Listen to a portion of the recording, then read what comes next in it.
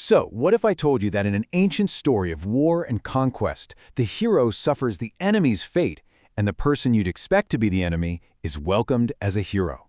Well, we're going to dive into the book of Joshua to explore this exact thing, a stunning reversal that really makes you question who belongs and why.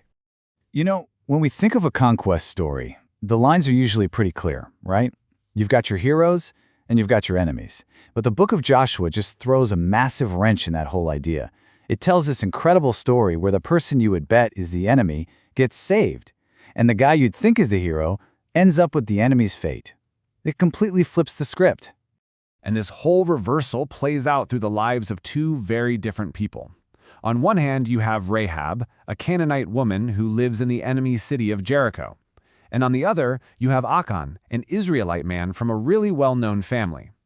The fact that their stories are placed right next to each other in the text, that's not an accident.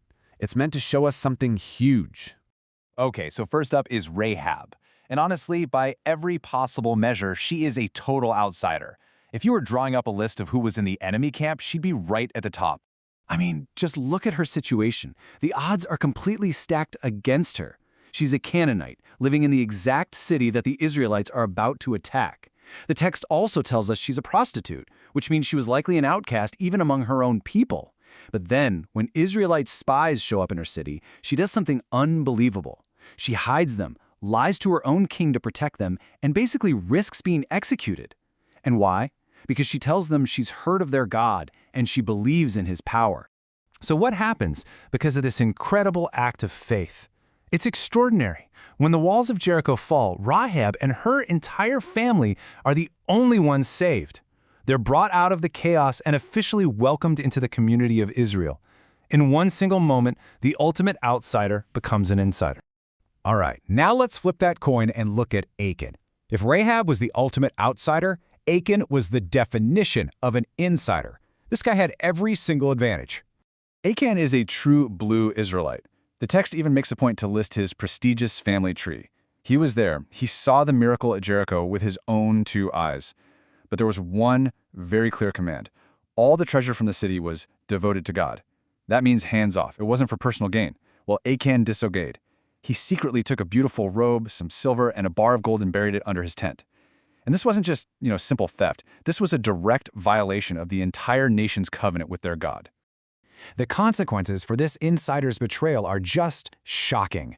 Achan, his family, everything he owned, all of it was completely destroyed. He was treated exactly like the enemy Canaanites that Israel was supposed to be removing from the land.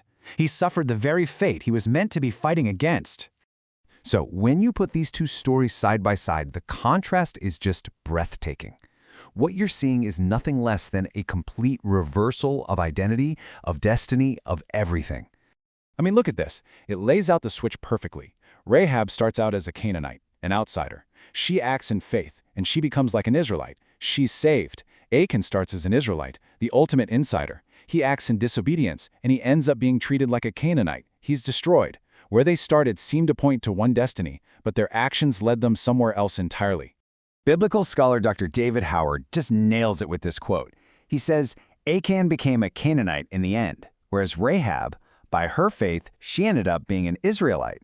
It's so powerful, right? Her faith literally redefined who she was, and Achan's disobedience did the exact same thing to him, but in the complete opposite direction.